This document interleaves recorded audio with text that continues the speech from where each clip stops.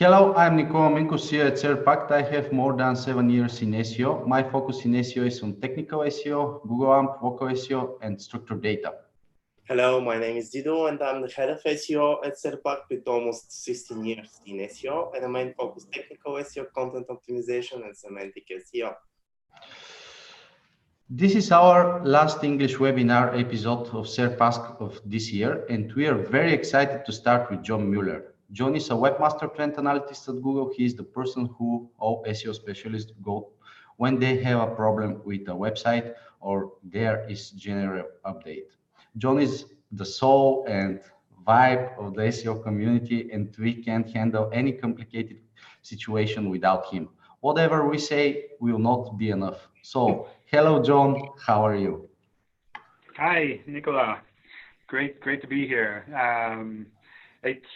I don't know. It's pretty much the last working day here, so everything is quiet, and looking forward to some cool discussions with you all. Yeah, thank you, John. So usually we start our webinars a little bit personally. So I have two introductional personal questions for you, and the first one is, what is it like to be John Mueller at Google, and what your job involves? Tell us more about you, your background. What are you usually doing?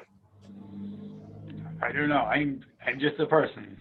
So what is it like to be Dido? I don't know. It's like everyone is different. Everyone has their own things, but I don't know. It's hard to say.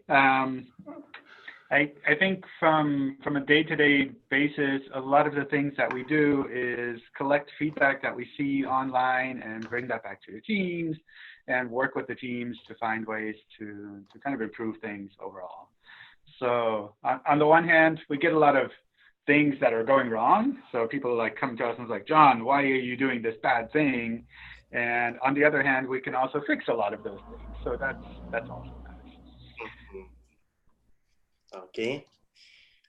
So let's switch to our main subtopics for today. Okay. Google Search Console top achievements this year, John. Can you share with us? Google Search Console top achievements. I don't know. The year is not over, so like maybe there'll be a surprise for you. I hope not, because that would be a surprise for me too. But you never know. I think there are two things that I really liked that happened with Search Console. So on the one hand, moving everything to the new framework, that's kind of I think a baseline thing. But all of the fresher data, more data in Search Console, I think that's really neat. That's something that people have been asking for a very long time, and that took a lot of work to make that happen. And the other thing that's kind of like on the side of Search Console, which I'm really happy with, is everything around SiteKit, the WordPress plugin that we made, where it also shows Search Console data, but it also shows data from other Google tools. And I think being able to bring some of the data from Search Console to more and more people is a really neat thing. So that's those are kind of the main things that I really liked. What are the future plans for Search Console development in the next year? What is to be shared publicly, of course, John? I don't have anything that I can share publicly. So I could make funny jokes, but I don't think that really helps much. I know the team is continually working on it, and they're doing some really neat things. And some things I suspect people will be a bit surprised by, which I think is a good thing. And some things are also elements where people have been asking about it for a while. So maybe that'll help there as well. Actually, congratulations about any changes this year in Search Console, because we use it very much now, and we have a more option for understand better about our websites. So thanks to your team and Daniel, and all of you. It's big changes this year from Serpact. Actually, one of the biggest surprises was the speed module. Yeah. And it's really, really, when we saw it for the first time, we went, wow, really? The speed model is there right into the Google Search Console, so you don't need to go to one tab or from one tab to another tab, so you can see everything there. And you have a very good, deep insights on the loading speed of your website page by page, which is really, really, really useful. And we also started seeing these different types of schema elements on our website, and it is really, really useful that we can see what is not working, why it's not working, what are the issues there, and of course we can see then the right pages and we can fix them. And it's overall, in general, the new search console is much more than that, which is great. Absolutely. Yeah, cool. I love it. We have seen this year. I see you implementing the Google BERT algorithm. So can you share a little bit more about it and how it works? Of course, whatever you can share publicly. The last thing we have seen on Twitter was that it works with the queries of the user. But can you reveal more about that and what we can expect from BERT in the next year? What we can expect? I don't know, again, what we can expect, but I think in general, as far as I know, the BERT algorithms are not specific to Google. That's kind of a generic class of machine learning algorithms that try to understand text a little bit better, essentially, at least as far as I understand it. I haven't really dived into everything around BERT. Those algorithms, but we run across text in different places. So on the one hand, when people send us questions, queries, like those are in text, and if we can understand those queries better, then that helps us to find the right kind of results.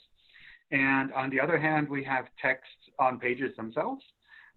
So we use this kind of algorithm to better understand those pages and the text on those pages, as well as how we should highlight them in the search results. So some examples could be, like, on the one hand, what we see is a lot of people ask longer queries.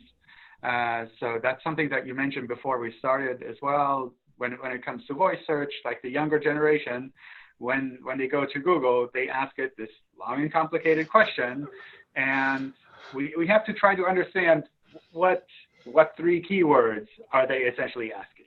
Like, they ask this long question, but we would ideally like to have like just 3 keywords that it belongs to, or like any number of keywords essentially. And understanding that is one place where that comes into play. And that's something where, especially with voice search, it just becomes more and more common. And if you have a Google Home or kind of use voice on your phone, then you know that it's still, sometimes it works, sometimes it's like, let me play this song on YouTube instead of the answer. So there's still a lot of work to be done in that direction. And with queries, it's really hard because you just have that one sentence. When it comes to text on a page, it's a little bit easier because there's lots of text on most pages. And it's a little bit easier for us to guess that, oh, if this part is about a car, then maybe the next part is also about a car or somehow related. So it's a little bit easier for us there. And these are algorithms. I mean, these are the kind of things we've been doing for a really long time. And the BERT algorithms are things that the research team has been working on. They've been publishing lots of papers and doing talks about that as well. And it's something that has helped us to make some significant steps there. I think there's still a lot to be done there. So that's something where still a lot of room for improvement. From an SEO point of view, the nice part about this is you don't really need to do anything special around that. So for understanding queries better, as an SEO, you don't change the queries, like people elsewhere make the queries. And for understanding the content better, it's about, well, if you create readable content, then it'll just work by default. on the other side, it's perhaps even something where people who don't do SEOs have some kind of advantage, because if you're not focusing so much on the technical elements, like you have all of the right meta tags in place, all of the alt attributes for images, all of that, then with these better understanding of the pages, then we can still understand those pages better, even if they don't do kind of the traditional SEO things. So it's something from my point of view, kind of evens the playing field a little bit, and helps to make it so that we can understand all kinds of content a little bit better.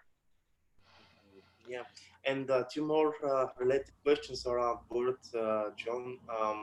We have seen many times on Twitter that people started talking about Google BERT as a transitional component and very strong signal to the voice search.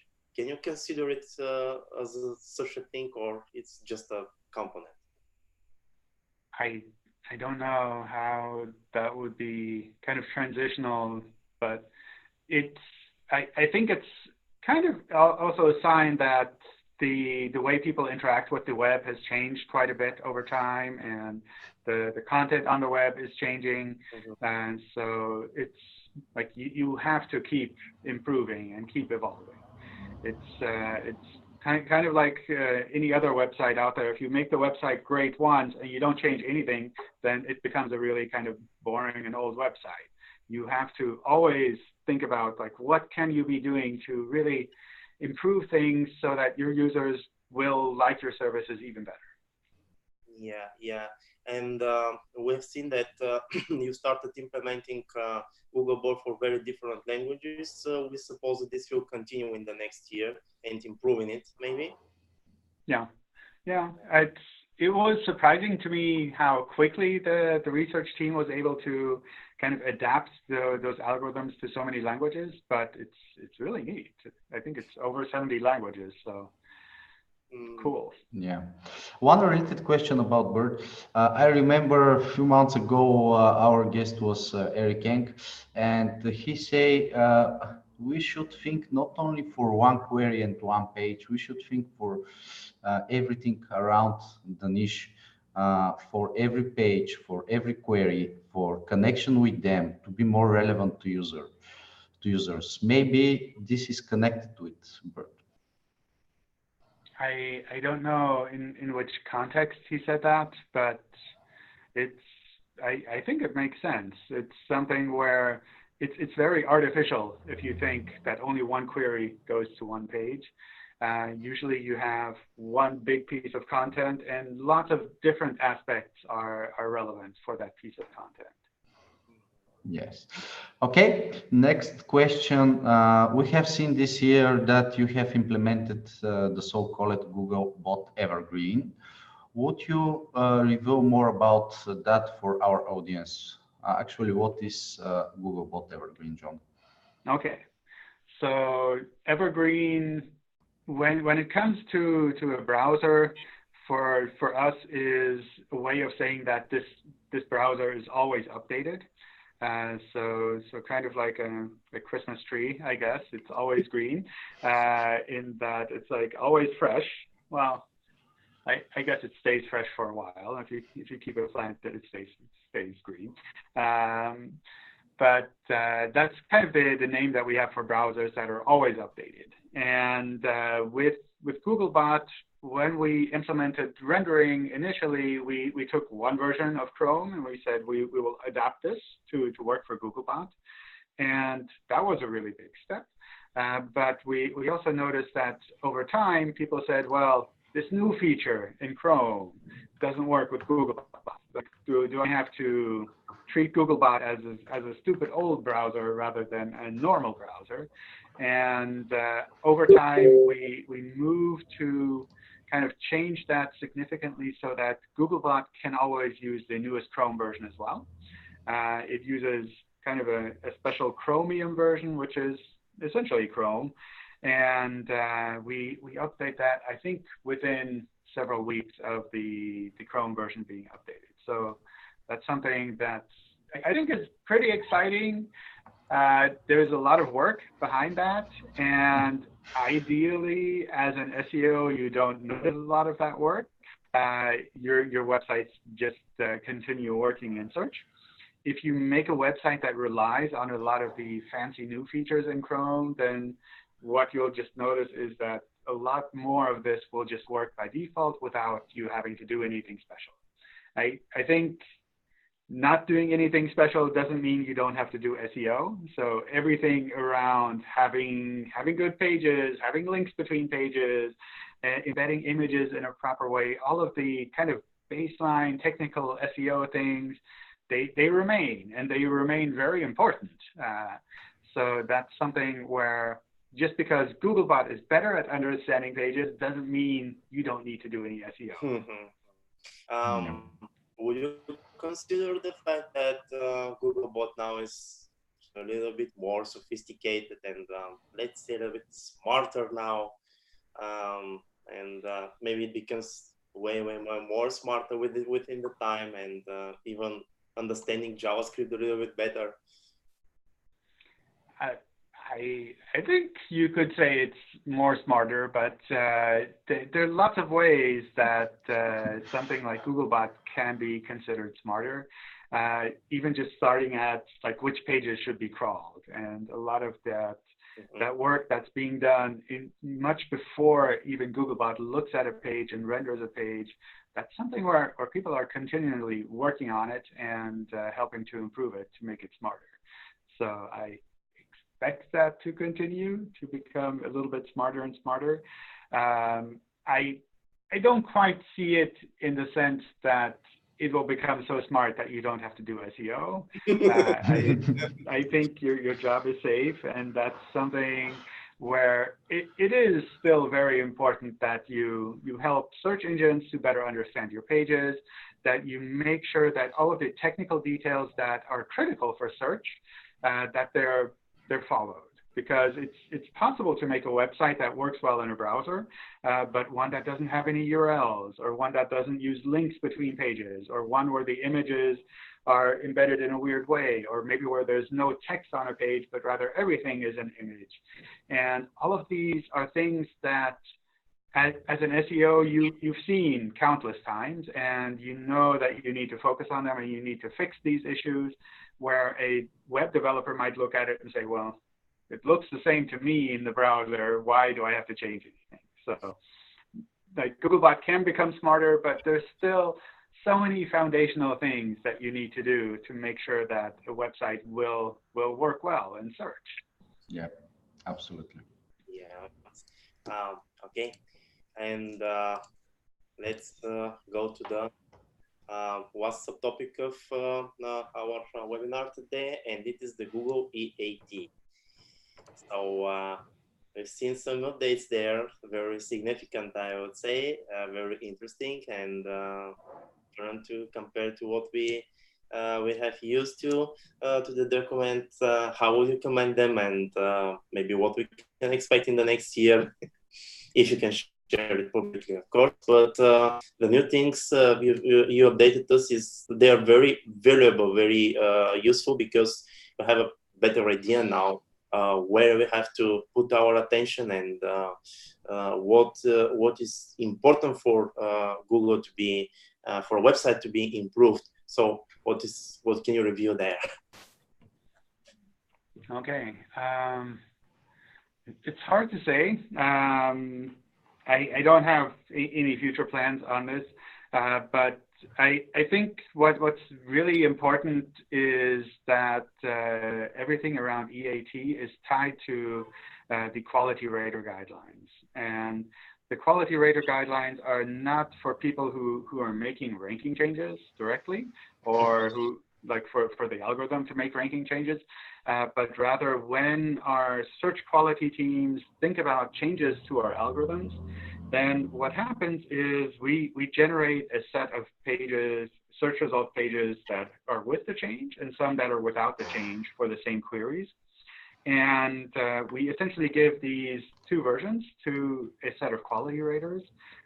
We have a lot of quality raters worldwide, and we ask them to evaluate which of these search results pages is better, and maybe to give us some information about why they think that's the case. And to help them to make their decisions, we have the Quality Raters Guide, which is a very long document in the meantime. And it's something that goes into very different aspects of pages and of search results, and tries to explain what we believe that users are expecting. So that includes things like, if it's on a topic that is critical for you, then users expect to find content that is trustworthy, where they can recognize there's an expert behind it, someone who has authority, where it's possible to understand from the pages or from the website itself that this is something that they can trust, that they can follow. So that's something that we give the quality raters, and they come back to us and say, well, for all of these search results, we think this one is better, or that one is better. And for some queries, they take all of these EAT things into account, and for other queries, it doesn't matter. So if you're asking a math problem or something like that, then like it doesn't matter what the expertise of the web results is if we can pull out an answer from a page directly and just show that, because it's a factual question. And the input from the quality raters is then used from the algorithm teams, and we use that to refine the algorithms so that we can say, well, this change is better or that change is better. We don't look at the individual pages that they reviewed. We don't kind of manually pick individual results and say, well, this website is better or that website is better, but rather this algorithm on a whole across all of the billions of queries that come to Google looks like it's bringing better results. So that's kind of the background there. And of course, it's very easy to take this and to say, well, if quality raters are reviewing the algorithms based on these factors, I should make my website to match those factors. And I don't think it's really that easy, and it doesn't make sense a lot of times. So that's something where like you need to take the quality rater guide and think about your website in the terms of, well, Google has figured out or thinks that users care about these factors. So if you care about users, then maybe those are things that you should care about as well. It doesn't mean that this is one-to-one a ranking factor. Yeah, thanks. If you can recap as a small tips, what's a quality website? How would you recap this, and what would be your tips for our audience? What is a quality website? What is a quality website? I think it's really hard to say, and it really depends on the kind of website. But one kind of data point that I find as something that I use kind of as a mental backup for me is if this is something that I would recommend to someone else, or if this is something that a random user on the web would recommend to someone else. And by recommend, it's not so much like they would create a blog page and look at this article, but like on the street, if you have a question about, I don't know, how does SEO work? Like, would someone, well, this website from Nicola, that's the one that you should go to? Or would they say, like, all of the websites look terrible, but like I don't have any recommendation. So it's something where it's not so much a matter of, I mean, it's definitely not like the number of words on the page or the layout of the page or the speed of the website or the number of links, but really more a matter of like from a normal user point of view, is this something that they could stand behind and that they would give to someone else, or is it not? And that's I think the tricky part is it's hard to turn that into a number. So it's very hard to kind of objectively judge, is this a good quality website or not? But that's kind of where, as a marketing person, you have to come in and say, well, I think this is what users expect, or I think something else is what users would expect. And we have a limited amount of attention that we can put into the website, and this should be our priority, or something different should be our priority. Yeah. Great explanation. Very simple, actually, but it's great. So, John, we have a lot of questions from our audience. I will ask you a first one. Do you have any difference between content optimization for organic results and for Google Discover? Not really. So the only thing that I have for Google Discover specifically is the image preview size, where in the normal web results, the image preview is kind of algorithmic and hard to say. But in Discover, if you can have a very large image and the image matches your content, then sometimes that makes it a lot more attractive. So that's something that I would look at there. I think in general, Discover is going to be really exciting as more and more people start using it, as maybe it's expanded over time. I think it's a really neat way of being shown in search, a really neat way of kind of just spending time on the web compared to going to like a social network and reading these updates from people. But you get a lot of interesting insights from all across the web on topics that usually you're kind of interested in. Yeah, thanks. And next question from Borisov Arabchev. John, we see that some tools shows readability score of a given text because this is related to voice search. Are there some feature plans for such features in GSK? I don't know of anything in that regard. I think readability score is sometimes a bit tricky, but I could imagine if you know your audience well, then maybe that's something to focus on. It really kind of depends on the kind of content that you have. If you create medical content for professionals, then obviously you want a different kind of readability than if you create medical content for kind of average people on the street. Mm-hmm. So in other words, John, not so much focus on the readability score, but more of the writing style maybe. And yeah. Of course, it should be, it should correspond with the audience. Not to be too simple if it's for academic persons, for example, or too advanced for beginners or intermediate people and so on. Yeah, totally. Yeah. Okay. Oh. Okay, next question. What kind of queries is better to use in voice search, more simple or long ones? They say that people are using mostly long queries, but maybe Google still understands better short ones. I don't know. I don't have any official answer for that. From personally trying things out, I start with a long one and then often go to a simpler one if the long one doesn't work. But maybe that's just a sign that we need to improve things. I think in the long run, it'll be much more. You can ask it any question that you would ask a normal person, but there's a lot of work to be done. Yeah, absolutely. Okay, Dido.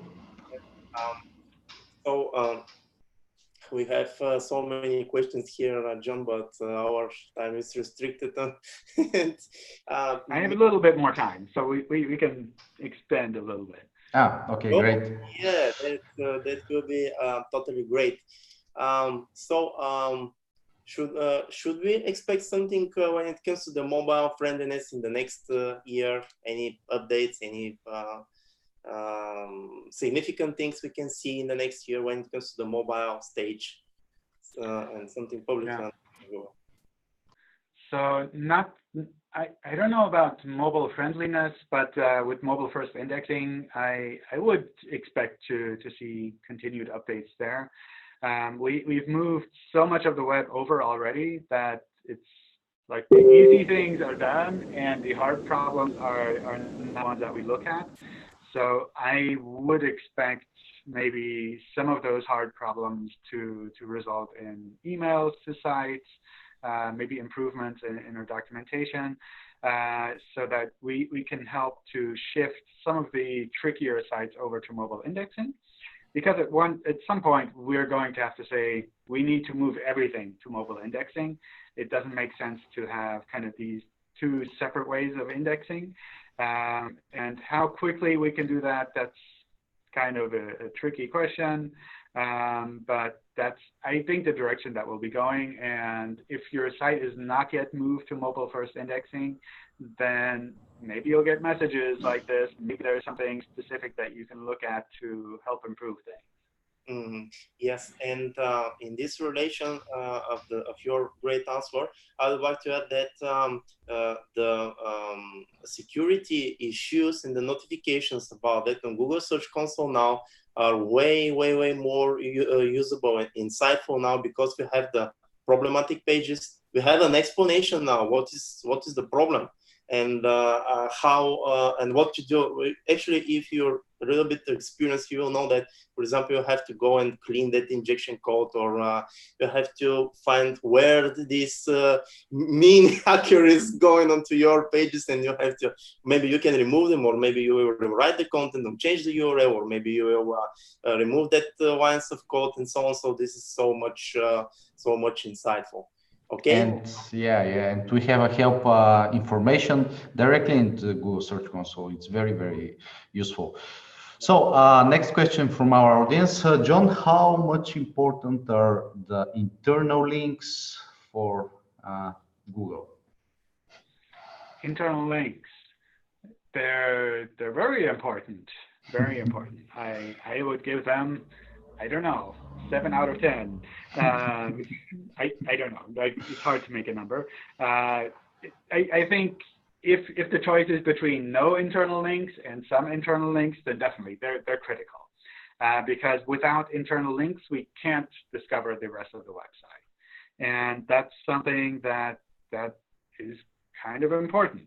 Like a sitemap file can help us a little bit, but we really need to be able to start with one page and to follow that through the rest of the website. So that's something where I would say it's very critical. I started recommending kind of the crawler tools that are out there to help people to double check that their sites work. I think it's a very useful and quick way to see what is happening. In general, if you're using a normal CMS like WordPress or I don't know, Drupal, Joomla, kind of the more common ones. If you're using a hosted platform like Blogger or Wix or Squarespace, all of these kind of more common platforms, then these things, they will just work by default. You don't have to worry about that.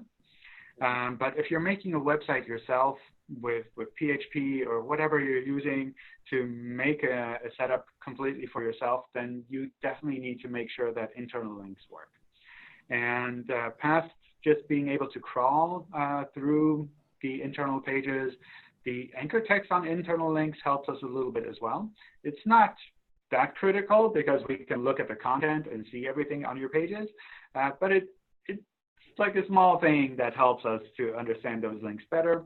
And especially for users that have accessibility needs, then those kind of links with a clear anchor text, they also play a really big role. Okay, one related question from me. If we have, for example, one article and two internal links point to the same page with same anchor text, what will be happen? Do you calculate the both of them or just first one? We try to understand the context of that. So, I mean, that's a really common question I get from SEOs all the time. Mm-hmm. In practice, it doesn't matter. So it's not something that you need to worry about. Okay. The next question is, what is the most frequent problem with website in MFI era? Speed, lack of an outspace for click with a finger or something else? I don't think we have a kind of a rating of the worst problems. The ones that I see fall into kind of the general bucket of the mobile page using different HTML than the desktop page, which can result in things like images no longer being shown on a page. Then we lose those images. It can result in things like headings no longer being marked up as headings.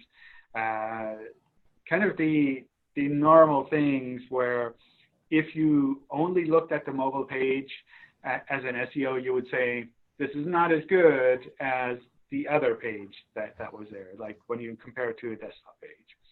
And this is something where we've started to contact some sites about these kinds of issues, and usually they're like, oh, I didn't realize, and then they go off and fix that. So it's something, in general, when it comes to mobile first indexing, our systems try to recognize when the mobile page, it would be significantly worse off overall in web search with just the mobile version index. So that's kind of a sign for us that something is wrong, and figuring out what exactly would make this page much worse, that's sometimes tricky. Okay, next question. Do you have any websites who are not switched to MFI mobile first index? How do you mean? I don't know, maybe. Actually, do you still see websites still not switched to mobile first indexing, or in other words, is this process still in progress? Yeah, I think we have a lot of websites that still aren't switched over. So that's something where, like, externally, I don't think you really see that that a website has been switched over, unless the website has m.urls, and then you can see that the m. version is now canonical instead of the desktop version. But we definitely haven't switched all of the web over. There's still lots of work to be done. So, but at some point we will switch over all of the websites, including the ones that are not ready. If we've informed them enough of these issues and they're like, I don't want to change anything, then like, okay, we will just index your pages the way that we see them on mobile. Okay. Next question, John. We have a lot of questions. What is the state of indexing JavaScript website nowadays? How is the progress going? I think it's a pretty good state at the moment. There's always room for improvement. One of the things that recently we announced is kind of the speed of JavaScript rendering, which is a lot faster than it used to be. Maybe it's still not completely perfect, so there's probably room to be done there. But in general, I think it's a pretty good state. Like it's much rarer that I see websites come to me and say, I have a JavaScript website and it's not working in search. I think the combination of Googlebot rendering being much better and our documentation being a ton better for these kind of sites, absolutely, that makes it so that, like, if you're a developer and you kind of think about search, then you can find the information that you need on what you can do. Thanks to Martin about that. Yeah. Martin and Lizzie have been doing fantastic work there. Fantastic. People have mentioned many times, asked you on Twitter about the formatting of content and headings, subheadings, and so on. How would you summarize this? How important is this for Google? The headings on pages. And the overall formatting, I mean. I don't know. I'm kind of torn because on the one hand, it's something we try to understand the content, and we generally pretty good at that. But headings do help us to understand the sections of pages better. So it's not that putting your keywords in headings will make your pages rank better, but rather we understand those parts of the page better. So from a kind of a web search point of view, that helps. And what we also notice with mobile first indexing is, especially for images, it helps a lot. So if an image is within a section and it has a clear heading on top above the image, then it's a lot easier for us to say, well, this heading is very relevant for this image. Therefore, if someone in image search is searching for something like this, maybe this would be a good image to show. So that's something that kind of plays a nice role there. And with regards to the layout, that also plays a role, especially for images, in that if an image is prominent on a page, if you open the page and the image is very visible, then for us, that's a sign that we can kind of show this page in image search and not have to worry about it. Because when people search for that image, they click on the preview, they land on the page, they see that preview in big, then we feel like we've done our job well, because users kind of are not surprised by the content that they see. And on mobile, that's something that sometimes also plays a role, in that if you significantly change the layout of the mobile version, even if it's the same HTML, like with a responsive web design, then it can happen that the image is suddenly much less relevant on the page. So it's harder for our image search algorithms to say, this is a really good landing page for this image, because suddenly the image is much smaller or hidden away somewhere further down on the page. So that's, even if you have exactly the same HTML, if you have a responsive design, then it can happen that you see changes in image search just because the images are kind of embedded in a different way. Thank you. Okay, next question. What is the state of the speed experimental feature in Search Console? We see a huge functions of page appearing as medium speed and then completely disappearing. I don't know what exactly they're seeing. That's hard to say.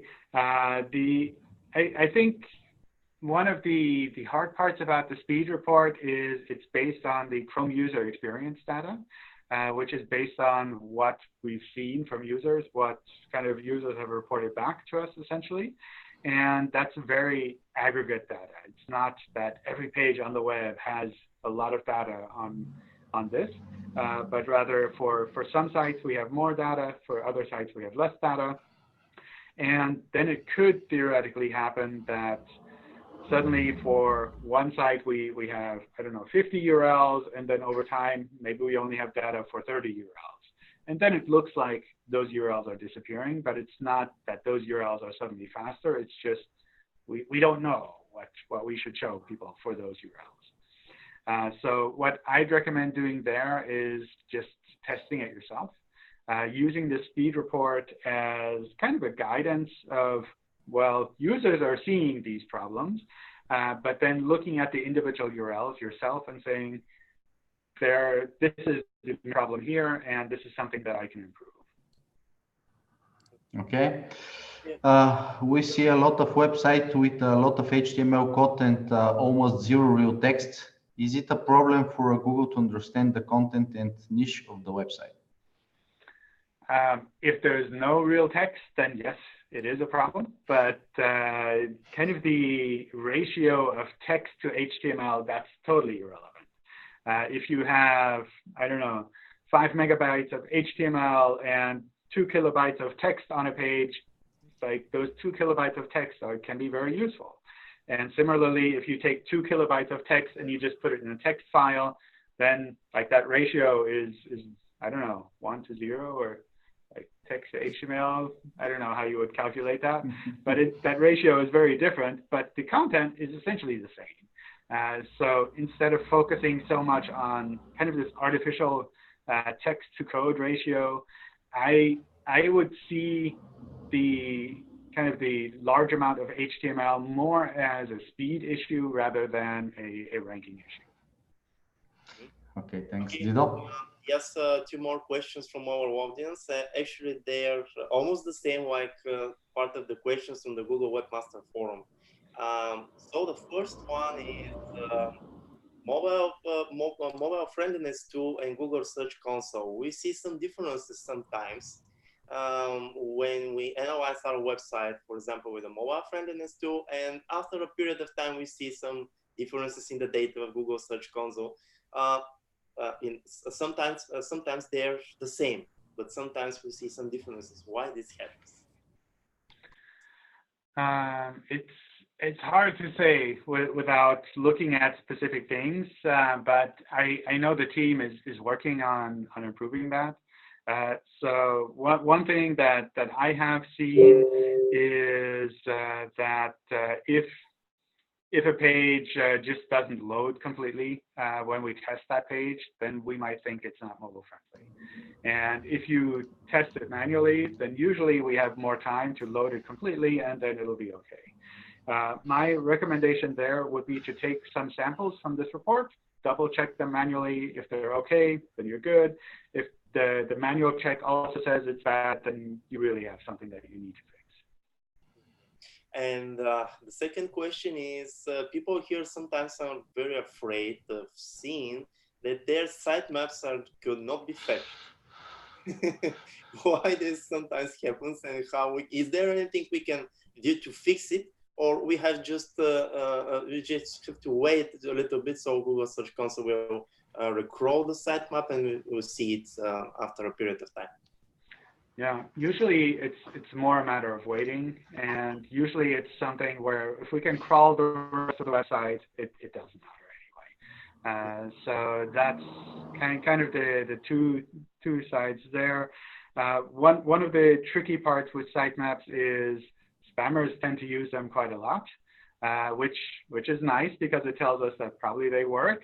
But it also means that we have to be kind of careful with regards to all of the sitemaps that we get. And sometimes our systems are a little bit too careful, and they just like say, oh, we will kind of wait and see first, and if everything is okay, we'll just like process it.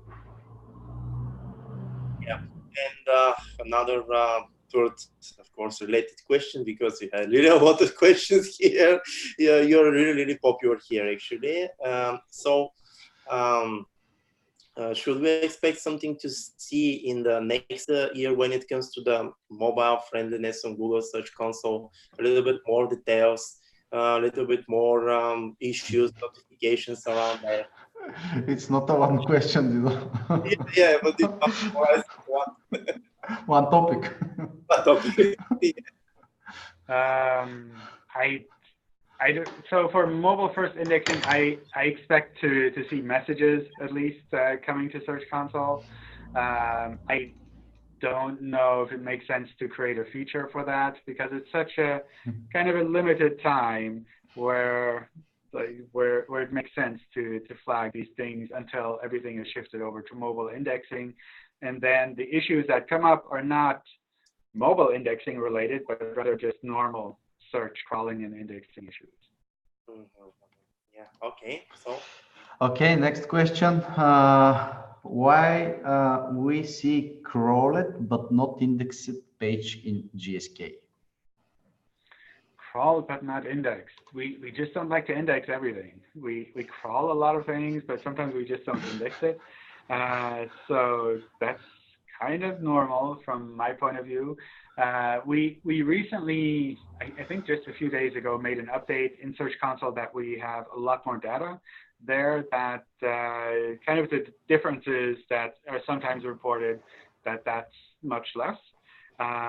Because sometimes we get reports of, well, it says crawl but not indexed, but when I check manually, it is indexed. And that's something that should be a lot better now. Okay, next one. What is the difference between 404 and 404 soft in GSK? 404 is the status code that's returned by the page directly. So that's kind of the technical sign that this page is really gone. And a soft 404 is when the page doesn't tell us that it's actually gone, but the content of the page says it's gone. A really common example is you go to a shop and you search for something, and the search feature says, "I didn't find anything." Technically, like there's no information on that page. It's not something that we would be able to index. So when our systems look at that, they say, it says nothing is found for what you were looking for. Therefore, we should treat it as a 404 page. So it's not technically a 404 page, but internally it's treated like a 404. Okay, thanks. Next question. I have a news website and I just looking for some advice. Do you recommend to add in XML option in GSK RSS feed links? I think sitemaps in general and feeds in general are very useful to recognize new content as quickly as possible, but don't go overboard on this. So if you're already submitting a new sitemap or submitting a normal sitemap, then we can already find those pages on your website. Having a sitemap and a new sitemap and an RSS and an Atom feed and all of that together doesn't make it faster. It's a lot of extra work, and if it doesn't make it faster, like you don't have any advantage. Okay. Next one. Do you plan to add more information about internal links in GSK? I don't know of any plans. Yeah. Like what is missing? Maybe they means, I don't know, maybe they means the anchor text, but I don't know. Okay. I don't know too. Okay. And next one. Oh, this is interesting. John, what do you think? How we can submit fresh data in GSK manual with some API? Manual with API. No. Well, you have to do it manually. There's no API for it. Yeah. Yeah. And I mean, the other approach is just use sitemaps and ping the sitemap file when you've added a URL, then we can process that automatically. Okay. Okay. Dido? Yes, we have one a little bit of beginner question, but it sounds very interesting actually, so we decided to ask you. If we as a webmaster start building a website, what will be our first step when it comes to the optimization process? So how would you start with the speed, with the technical side, with the crawling and indexing issues to be resolved, or writing content? What would be your summarized tips here? So there are two things I would do. I would choose a platform that is a fairly common platform and use that. Especially if you're starting completely new, I would not host the website myself. I would have some other company host it. So that could be like a WordPress website or Blogger blog or Squarespace or whatever you want to use, but kind of have someone else deal with all of the technical details. I think that's from all of the things I see over the years, that's kind of the first step that I would do, because if you're not so involved with all of these technical details, you will get them wrong, and your website will be hacked, and then like you have all of the malware problems, the hacking problems on top, and you don't really know what to do with it. So have someone else deal with all of the technical details, deal with all of the security details. That's kind of the first thing. And after that, if you're using one of those common platforms, then I would say 80 to 90% of the SEO things are covered, and you need to focus on the content. You need to make sure that what you're writing, what you're providing, matches the audience that you want to talk to and matches the needs of those audiences, and does so in a way that is significantly better than all of the other ones out there. So don't just say like my text is the same as everyone else's, but have something that is really a step above everything else. So those are kind of my two pieces of advice there. Like, have someone else deal with the technical details, and then you focus purely on the content and making sure that everything is fantastic. Okay, and one final very quick question. Sometimes people see some problems with their images, and actually, what are the problems Google sees when it comes to the images? Because sometimes we see that people are talking about problems with the indexation of images. They don't see the images or something like that. So what is your advice here? What they can do so they can see, let's say, their images a little bit faster? I don't know. So we have a really big page on best practices for images. I would just go through that. There's so many things that can be involved there. So. So your recommendation is follow the tips on that page. We will share the page with our audience. We have done it many times, but we will do it again. And follow this, and you will be okay. Yeah. Final two questions because we are limited. Dido, first one. Yes. Hi, I will actually cite the question. Hi there. There is a lot of interest towards web components with developers, as they have so much to do with the shadow DOM and are so new. Does that influence indexability and SEO in general? I think Martin put together some documentation of the shadow DOM, and that should work for rendering as well.